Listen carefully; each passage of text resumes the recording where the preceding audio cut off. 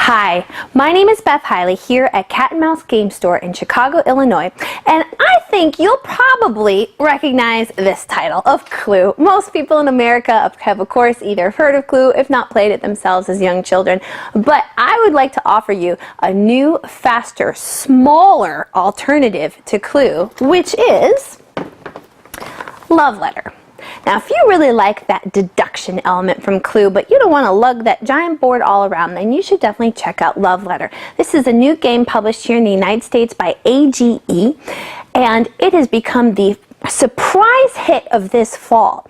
And it is super fast to learn, and we're going to actually learn all the rules coming up right now. Love Letter is a game for 2 to 4 people and can literally take a couple of minutes. If you want, the game comes with a helper card here that just reviews all the powers of the different cards and how many they are in the deck. The cards range with numbers between 1 and 8, where 8 is the princess and is the highest value card in the game.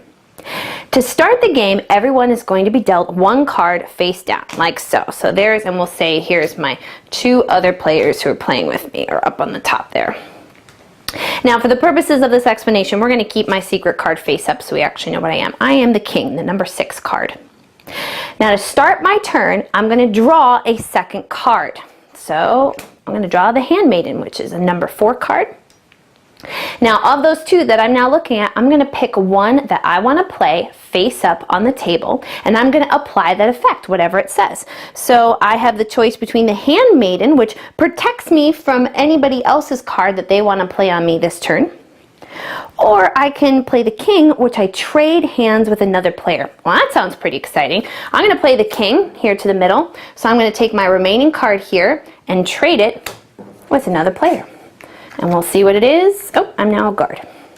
All right, so this is my secret card. This card is still in my hand where nobody else can see it. Now it would be the second player's turn. They are going to draw a second card, choose one of those that they want to play. So maybe we'll say it is, we know they have the Handmaiden because we just traded it with them. And maybe they do indeed play the Handmaiden. And now we know that no one can play a card that affects them this turn. And now it would be this person's turn to play. If at any point you are forced to reveal the card that you have in your hand, your identity has been revealed and you're out of the game. And this is an elimination game. The game is won by either the last person left standing, or if there's more than one person left when this very small deck runs out, it's the person who has the highest value card left over. Now let's take a very quick look at what each of the different cards do.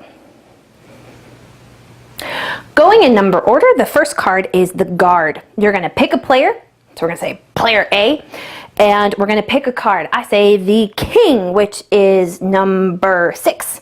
And if they say, oh my gosh, I am the king, you could potentially eliminate that player on the very first turn of the game if you want. If they say, no, I'm not the king, then your guard just didn't do anything. The number 2 card is the priest. You're going to look at another player's hand. You literally just say, show me your hand, and you get to take a peek at what their remaining card is. Number 3 is the baron. You and another player of your choice are going to compare hands. So you're comparing that last card that's left in your hand. You're going to put the baron face down on the table, and you're comparing the one that you have left. Whoever has the higher number is going to win, and the other person is eliminated from this round. Number 4 is the Handmaiden. She protects you from all the other players' cards. So you just pretty much, you can discard it with the other cards, but just remember that that player is protected until it comes back around to their turn. Number 5 is the prince. You're going to choose any player, including yourself, and you can discard whatever card you have left remaining in your hand, that second secret card, and draw a new one. Number 6 is the king. You're going to trade hands with another player of your choice. So it's a little bit more powerful than the priest where you got to just look. Now you actually get to switch. Number 7 is the countess.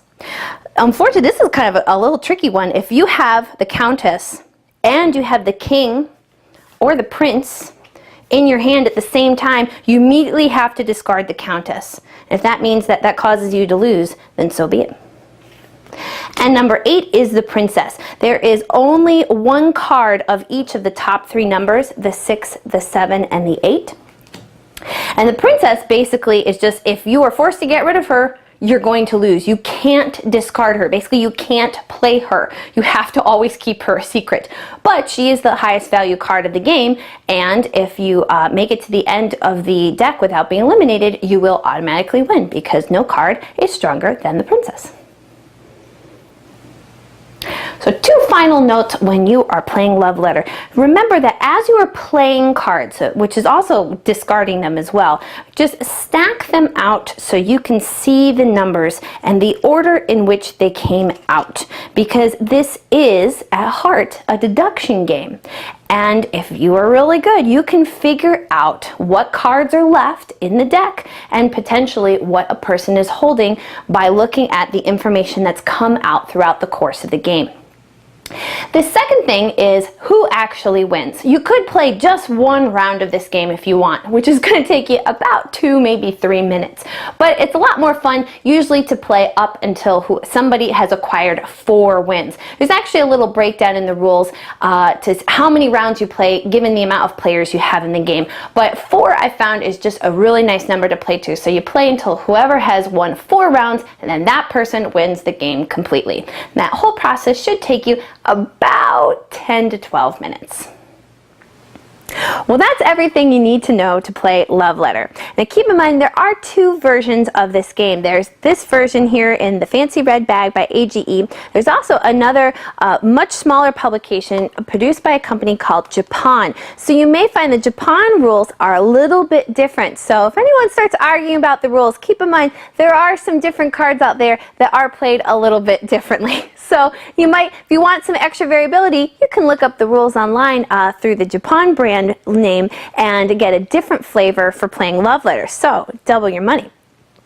Now, if you're looking for other games that are nice, quick, small like this, I'm thinking games that you can bring to a restaurant that aren't going to get you kicked out, then here's a couple ideas. Along that same line, if you really do like Clue, you could try Clue the card game, which basically takes out the dice rolling and the walking around aspect to Clue and just boils it down to the guessing, which is really everybody's favorite part. The only other big difference is instead of being in a mansion, it's on a boat. Or a ship, excuse me. So if you really love that element of Clue, or you want to just give a good Clue fan a new version, you could check out Clue the card game. Now, one of my other funny ones that gets people talking when you play is Get Bit, which is a fun, fast card game with these fantastic little plastic Lego-looking guys called the Dismember Men. Also wins points for one of the best names of game pieces I've ever heard. You are trying desperately, actually robots, trying desperately to swim away from a shark that is biting pieces off of your body. And the last person left standing is going to be the winner. So you want to play the right card at the right time. Also a game that you can learn in about 2 to 3 minutes. Now, if you really do like something a little bit meatier and you want a really good deduction game, you could look for Mr. Jack. This is a 2-player game where you're solving the mystery of who is Jack the Ripper. One of you is playing the killer and one of you is trying to figure out who the killer is from a cast of characters that'll be very familiar for anyone who's a fan of Sherlock Holmes. This is also a pretty easy one to learn, and a full game takes about an hour. So if you just love deducing your opponent's motives, then Mr. Jack would be a great place to begin. And you can deduce your way down to cat and mouse to try all of these, because you know we're always up for a good game.